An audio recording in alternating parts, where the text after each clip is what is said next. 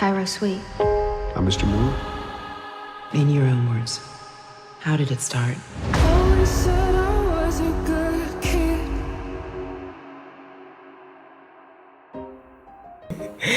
Oke, jadi gue baru aja beres nonton film yang visualnya dibalut hampir sempurna sepenuhnya dengan simetris. Semua subjeknya ditaruh di tengah, bahkan ada yang di samping, kanan dan kiri supaya komposisinya tuh balance banget gitu. Itu sih yang paling nempel ya buat gue setelah nonton Miller's Girl. Tapi pas gue cek internet ternyata gokil juga ya. Skornya itu mediocre banget, kayak si Jonathan Miller yang dibilang sama Karyo kalau dia itu mediocre penulis. Di IMDb, Rotten Tomatoes sampai Letterboxd skornya itu di tengah-tengah semua. Kayaknya film ini memang punya porsi love and hate yang seimbang kayaknya bagi orang-orang ya. Oke, secara produksi sebenarnya luar biasa, tapi gue agak penasaran sama latar waktu yang dipakai ya. Kalau lokasinya kan jelas di Tennessee, tapi ada percampuran yang aneh. Kan di situ ada laptop, ada printer, tapi alat-alat lainnya itu jadul banget. Bahkan mobil yang dipakai Miller pun itu kan mobil tua ya. Bahkan ponsel dari beberapa orang pun ponsel jadul gitu. Jadi kejelasan latar waktunya itu jadi agak membingungkan sih gara-gara ini ya. Tapi di sisi lain set lokasi seperti kayak hutan, rumah, sekolahan, sampai kayak tempat perkumpulan yang didatengin Miller sama Cairo, apa ya namanya, agak lupa gue. Nah itu dibuat dengan sempurna sih. Untuk poster, damn, I love it. Bagus banget walaupun memang kelihatan agak editan gitu kan. Tapi kalau soal casting, wow. Semua pemain di film ini tuh luar biasa, terutama Jenna Ortega-nya ya. Terus ada Martin Freeman. Cara dia menelan ludah buat nahan emosi itu detail yang bagus banget, acting yang bagus banget. Dan secara keseluruhan gue itu sangat-sangat menikmati acting dari 5 karakter utama dalam film ini. Dan bagian direkturnya juga, wow, gue suka banget cara sutradaranya mengarahkan film ini, terutama soal blockingannya yang memikirkan garis komposisi simetrisnya itu ya. Kayaknya suka banget dengan simetris ini. Dan momen director yang paling keren menurut gua adalah waktu bagian klimaks itu, ya ini nggak spoiler sih tapi tipis-tipis lah ya. Ada di mana waktu Cairo itu berantem sama Miller. Nah awalnya kamera itu kan pakai low angle pas Miller lagi marah-marah, karena secara fisik memang si Cairo itu kan memang lebih pendek dari si Miller. Jadi saat sutradaranya kayaknya ingin tetap menjaga low angle ke arah Cairo gitu kan, supaya kelihatan dia tetap agung waktu marah-marah gitu kan. Nah akhirnya dia itu kayak masukin sedikit direct blocking ya, dimana si Millernya akhirnya turun dari panggung pijakannya. Jadi secara nggak langsung Cairo kelihatan lebih tinggi daripada si Miller. Nah itu directingnya menurut gua bagus sih blockingannya. Lanjut untuk penulisan, sebenarnya gaya penulisannya menarik ya, karena straight to the point gitu, nggak perlu banyak basa-basi gitu, nggak perlu ada sejarah macam-macam gitu. Gua suka konsep itu sebenarnya. Cuma memang kalau porsinya nggak pas itu bakal kerasa kurang. Ditambah lagi semua dialog di film ini kan berfrasa banget, kayak puisi lah. Jadi ini cukup agak bertolak belakang sama konsep cerita yang seharusnya langsung dar der dor. Jadi gue yakin penonton itu kan butuh waktu lebih buat memahami kata-kata yang berfrasa ini. Sementara pengembangan karakternya di sini itu terhalang oleh durasi. Jadi sayang banget sih. Gue yakin banyak yang nggak sampai karakter developmentnya kepada penonton ya. Lalu ke bagian sinematografi, wow, inilah, jangan diragukan lagi, nyaman banget di mata, sampai kadang gue bodo amat sama obrolan mereka karena lebih sibuk ngeliatin shoot-shoot yang indah banget. rasanya ya pengen gue screenshot setiap adegannya karena komposisi yang selalu menonjolkan balancing kesetaraannya itu indah banget di mata. Dan satu hal yang gue sadari selama nonton film ini, hampir 90% film ini itu pakai pergerakannya, kameranya panning ke kanan, panning to right. Entah sih kenapa suka banget mereka melakukan panning to right. Dan ya ada movement lainnya kayak circle waktu adegan si Karyo datang ke perkumpulan itu, dan sisanya cuman pergerakan kecil yang ngikutin gerak tubuh subjek, kayak pas Miller terima telepon dari Cairo itu kan agak sibuk tuh dia. Nah, kameranya agak sedikit ngikutin pergerakannya si Miller.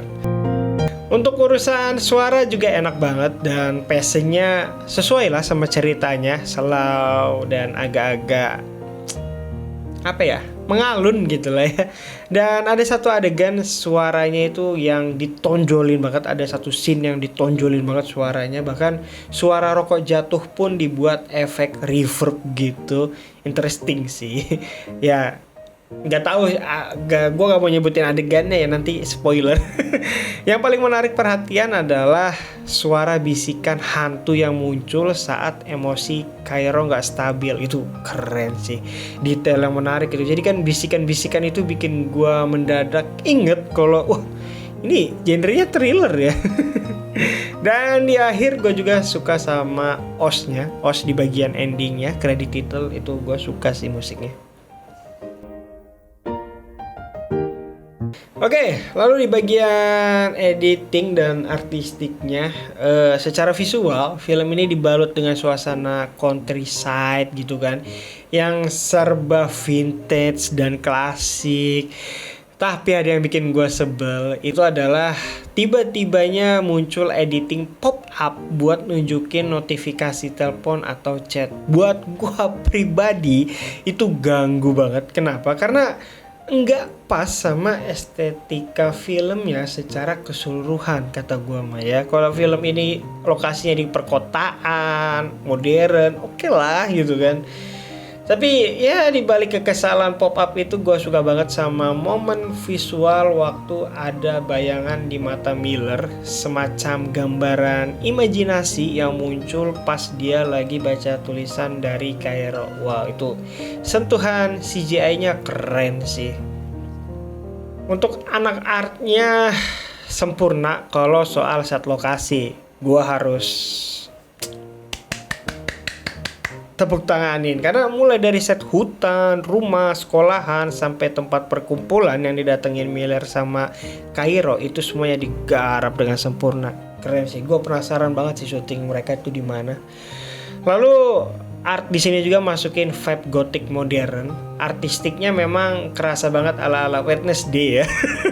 Karena gue nonton Wednesday dulu baru ini ya. Jadi ada kesan-kesan modern gothic yang kuat, terutama set yang berhubungan sama Cairo. Meskipun dia cuma sekali kayaknya ya pakai baju hitam ala gothic gitu. Soalnya sisanya untuk wardrobe dia itu pakai baju anak-anak muda biasanya. Ya, yang paling gue spotlight adalah yang tadi gue bilang juga di awal, itu adalah mengenai latar waktunya gitu. Meskipun setnya keren, tapi ada rasa bingung gitu karena campur aduk teknologinya. Ada laptop, ada printer, tapi ponsel yang dipakainya jadul, mobilnya tua, alat-alatnya pun kerasa vintage gitu. Jadi ya latar waktunya aja sih yang gue bingung ya. Ya, akhirnya sampai kesimpulan secara keseluruhan, ini pendapat jujur gue tentang Miller Girls ya. Visualnya lebih baik daripada story-nya. Gue pribadi sangat-sangat menikmati film ini karena gambarnya indah banget. Walaupun dari segi cerita ya kita harus akuin agak kurang. Dan film ini gue masukin ke dalam planet A gue. Menarik buat ditonton, tapi memang ya punya porsi love and hate yang seimbang lah bagi penonton. Mungkin ada yang suka, mungkin ada yang enggak ya. Kalau kalian kiranya suka dengan elemen-elemen kayak cerita guru murid, atau kalian ngefans sama Jenna Ortega gitu kan, atau emang pecinta sinematografi yang komposisinya indah dan artistik set yang indah, ya kalian boleh tonton lah ya. Tapi kalau kalian nyari film yang semua elemen yang tadi gua sebutin itu sempurna, jujur film ini belum cocok sih. Oke, jadi itu dia. Sekarang kita masuk ke bagian lebih detail. Tapi ingat, ini spoiler warning. Jadi kalian yang belum nonton, silahkan tonton aja dulu, nanti balik lagi. Atau kalian yang emang udah nonton dan mau denger cerita gua lebih detail, apa yang menarik dari film ini, ya mari lanjut dengarkan cerita gua. Pertama yang bikin gua kaget adalah transisi. Gua kaget banget pas ada cut mendadak di ruang kelas waktu awal-awal, lalu langsung lompat ke rumah Miller dan istrinya Bea. Itu bener kerasa tiba-tiba banget sih. Kayak perpindahannya itu jumping banget dan bikin gua mikir, lah udah selesai scene-nya gitu. Dan yang menarik perhatian gue adalah tentang semiotika retaknya hubungan Miller sama Bea nih. Kalau kalian perhatiin, obrolan pertama Miller sama istrinya setelah jump cut yang aneh itu, pas lagi di meja makan, itu kan di situ kan shootnya itu mereka selalu kanan dan kiri balance gitu, tanpa ada penghalang sama sekali. Tapi menurut gue itu terakhir kalinya mereka duduk berhadapan secara bebas tanpa hambatan. Dan mulai perkembangan cerita, begitu hubungan mereka mulai nggak nyaman pas lagi adegan tapi main laptop pada kerja itu mereka gagal liburan.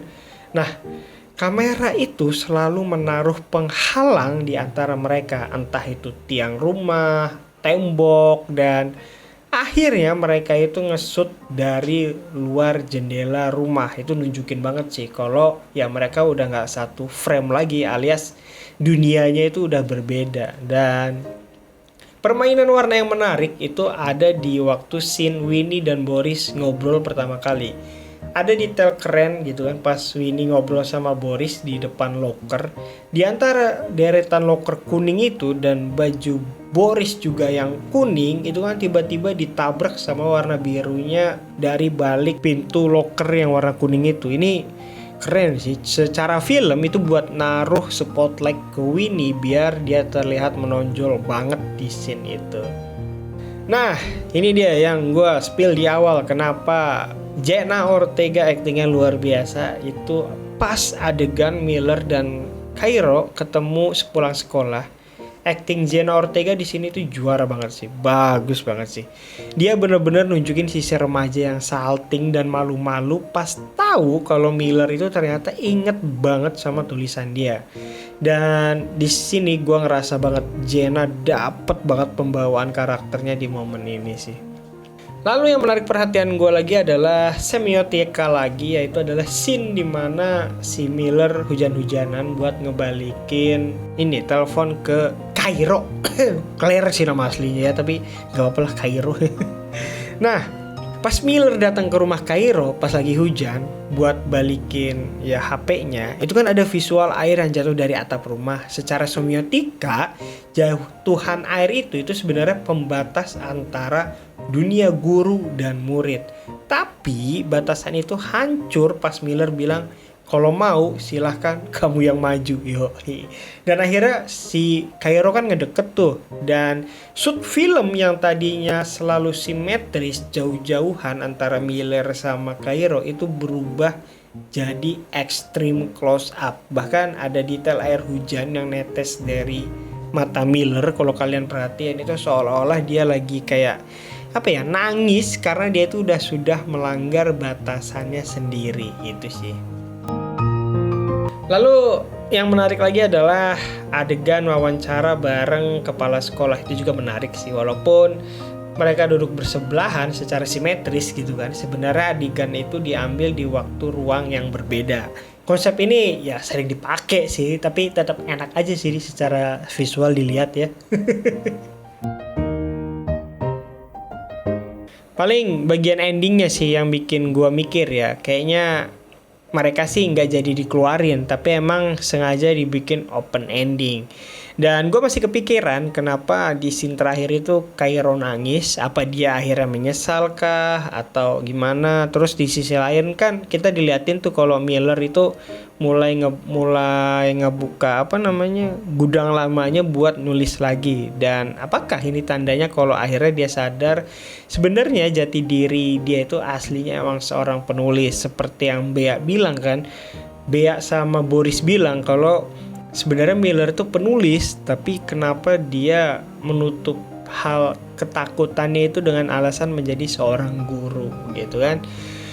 Ya itulah cerita gue habis nonton Miller Girls. Memang ya penyakit kutu buku nolep itu kalau udah suka sama orang dia bakal ngelakuin apa aja demi nyenengin perasaannya sendiri gitu ya, walaupun klise sih. Tapi cerita ini ngambil cerita itu ya.